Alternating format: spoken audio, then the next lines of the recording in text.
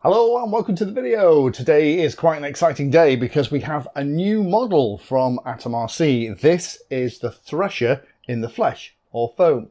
Now, AtomRC are one of my favourite plane wing manufacturers. 3 of the 4 top wings and planes, and I'll do my kit picks again. I'll do my annual roundup probably in August, but 3 of the 4 top wings and planes that I would recommend that you buy are from AtomRC. And this one might make the cut. It's available for pre-order right now in 2 different SKUs. One is the PMP plus S, which is what this is. So this does not have a flight controller in it, does not have a GPS. It's not set up with something like iNav. It is all of the things that you need. All you need to do is going to add a flight controller, if you're going to do that thing, GPS, receiver, stick a battery in it, and there is room for HD FPV kit at the front.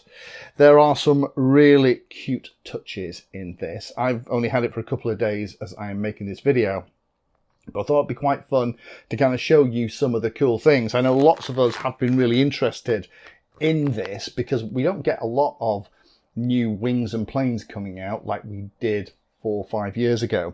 So when something comes out, it's kind of really fun and interesting to see. Now, the last time I looked at a plane or wing was probably, if I'm thinking about this for new models, it was probably the AtomRC Dolphin Pro. And that was one of the rare misses, in my humble opinion, from AtomRC. The Dolphin Pro missed a couple of tricks, and the Dolphin is still my #1 model in terms of flying. However, there are lots of other twins in the lineup from AtomRC, so they know how to do twins well. But the cool thing with this is that if I grab the catch at the back and press it in, these wings are detachable. Not only the wings, but also the horizontal tail feathers as well. So potentially this is something that could break down into relatively small size. And it also has a very smart little FPV cage. I do love the way that AtomRC really think about modern electronics. So anyway, let me get on the bench and show you some of the cool stuff that I've seen. I've asked my Patreons what they wanted me to cover, so I'm going to make sure I answer all those questions too. Now, the specifications are all on the website, so I'm not going to go through them in too much depth, but I'll cover them while I kind of show you how it comes in the box. Guess what? It comes in a box. It's well protected, lots of bubble wrap and lots of foam supports as well. So the wingspan on this is 700 millimeters, so just a bit bigger than my beloved ZOHD Dart, the original one. Nice size, quite compact. Length is 627 millimeters. Wing area is 9.5 dm squared. It's made from EPP foam, 6 servos in this. They're digital, it says on the side, which is great. Motor on this is a 2204, 2206 brushless motor, 30 amp ESCs, and 5126 2-bladed propellers. Now, as I said in the introduction, have the PMP plus S kit. That means I get the pre-built kit, the wood plates, the screws and nuts, stickers and user manual, the quick release connector. I get the flight lights at the end of the arms. I get the motors, the ESCs, the servos, the props, but I don't get the flight controller and I don't get the GPS. The flight controller in this would be a standard AtomRC F405 Navi Pro that we've seen in other things like the Dolphin Pro, and the GPS would be a BE220. In terms of fitting it together, it's going to take you all of about 2 minutes. Because the wings are already set up, the servos are installed and centered, it's just a case of getting hold of the 2 spars.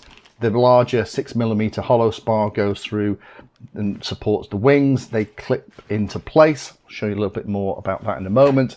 In terms of the rear horizontal stabilizers, they go on a little carbon rod for additional support, and they click home and click into place. You do need quite a lot of force though to get them to click into position the first couple of times.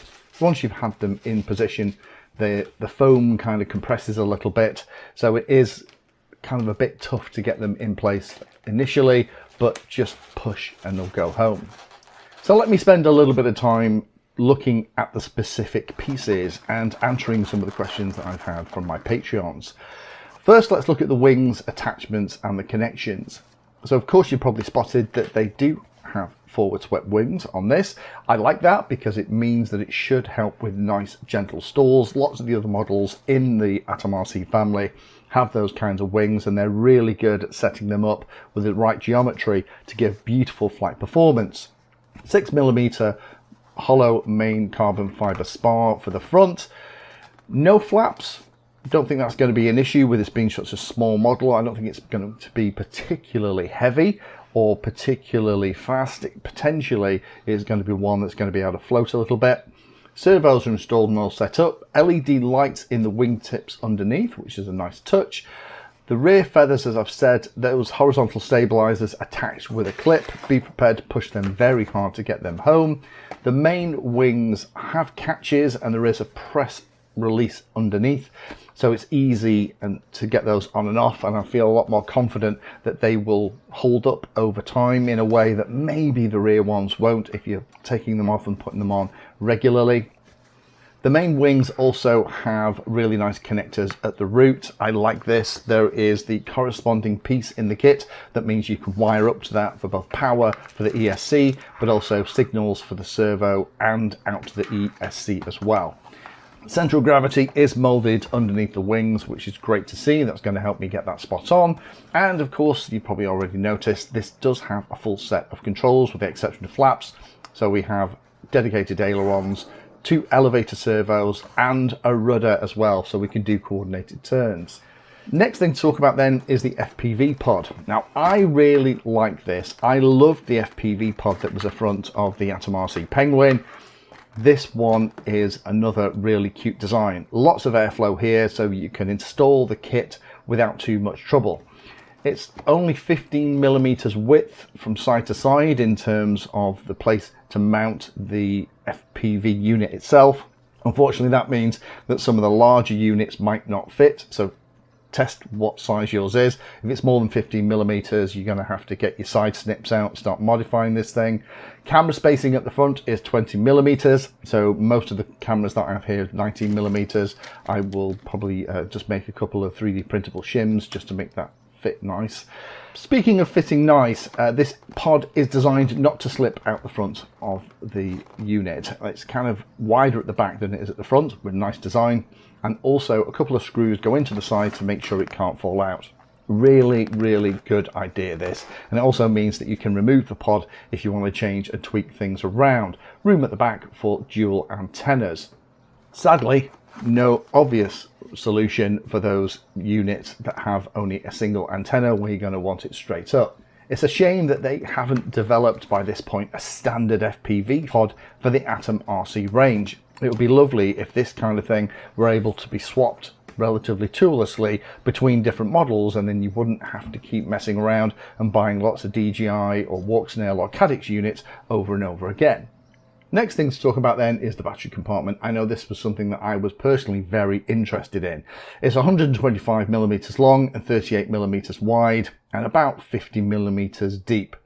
The good news is it will fit an 18650 lithium-ion 4S pack, but it does have a slight taper at the bottom, which means that it can be tricky to mount towards the nose. Once you cinch it down with the battery strap, then it's actually pushing the foam out a little bit.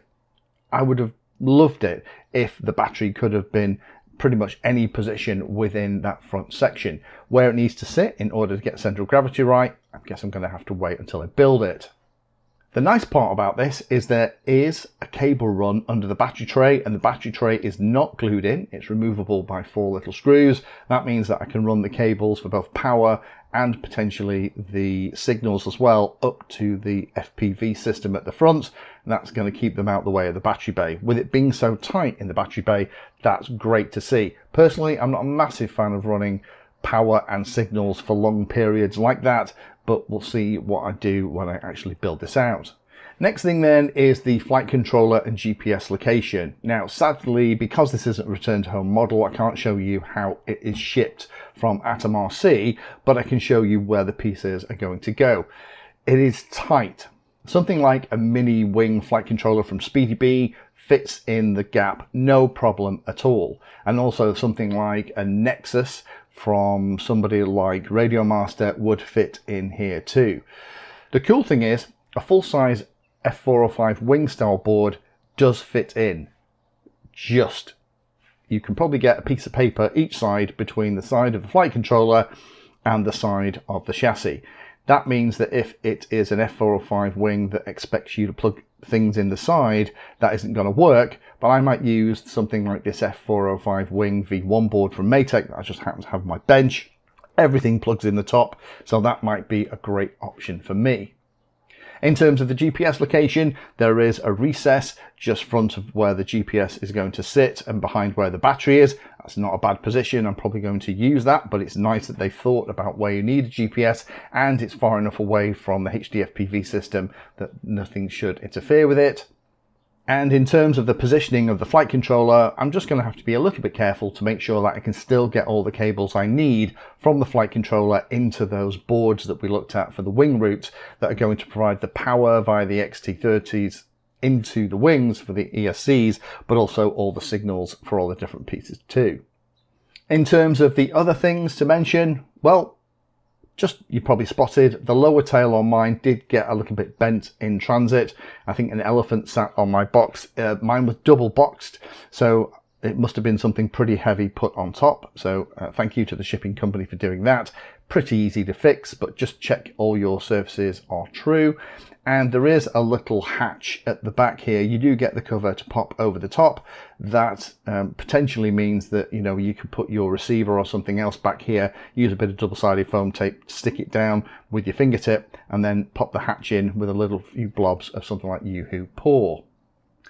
In terms of comparison with the other AtomRC models, I know people are going to ask me about this.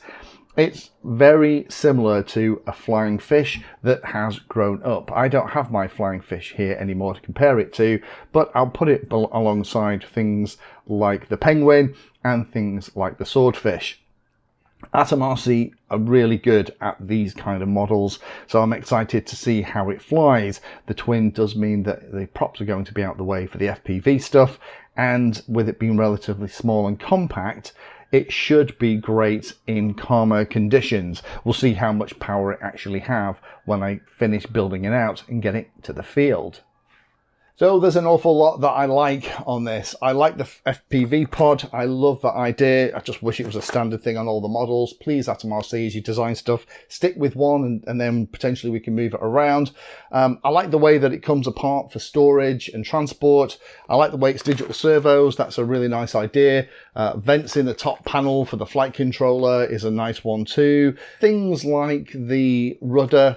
Actually having a rudder for coordinate turns is a nice idea on a smaller model like this, and twin props are going to keep them out the way of all the FPV stuff. There's only a couple of things I will probably draw your attention to. The tail feathers, as I've mentioned a couple of times, need a lot of force to click in. Don't worry about it, just brace yourself and there will be a click. Once it's gone in a couple of times, the foam kind of compresses to make a really neat joint and it'll be easier from there on in. There aren't any detents in the underneath for hand launching. I would love something here about where the CG marks are. I will probably glue a little bit of wet and dry 600 sandpaper on here just to give me a grip to hold it to throw it when I go to the field. Obviously not a ton of room in here for a flight controller. Nice spot for my GPS, but I'm going to have to really think hard. Probably the next video, I'll show you how I've kind of built it out and put it all together. And you're going to need a flight controller with a serious number of outputs as well. We need 2 ailerons, 2 motors, there's 4. We need a rudder, and we also need 2 elevators as well. Could potentially use Y cables and things like that, but I tend to like to have them separate and then I can center them and manage them individually. So something like a Nexus, unless you use a Y cable, is probably going to be a bit tricky. So who do we think this is aimed at? Well, the thing with this is that because it kind of comes apart, not only the wings come off, but the horizontal tail feathers do as well. This is going to be very, very transportable. This main body is 61 centimeters long and it's about 16 centimeters high at the tail. So unfortunately that means that, you know, it's probably not going to fit in a backpack, but if you don't mind it kind of sticking out the top with everything else inside, it might be an option. So I've not seen the manual for this yet. I'm making this video in advance of me getting all the bits and pieces. Over the next week or two, I'm going to build it out with the flight controller, GPS, stick iNav on it, set it all up, put walk snail in the pod at the front, take it to the field, and then we'll do one last video where I'll do a full flight review. We'll look at how it performs, how it behaves, what its characteristics are. I'm guessing because this is quite a lot of wing area for a relatively small plane, it's going to be similar to things like the Penguin, which are absolutely gorgeous to fly. So we shall see. So stay tuned. Next time I see you, hopefully this will be crammed full of electronics. Thank you for watching my video. Check out the playlist, and adding Pedantry 60 to your search terms will help you find my content. If you haven't done so already, please hit the like and subscribe button. It helps a lot. You can support the time I spend here answering questions and helping others by using the links in the video description.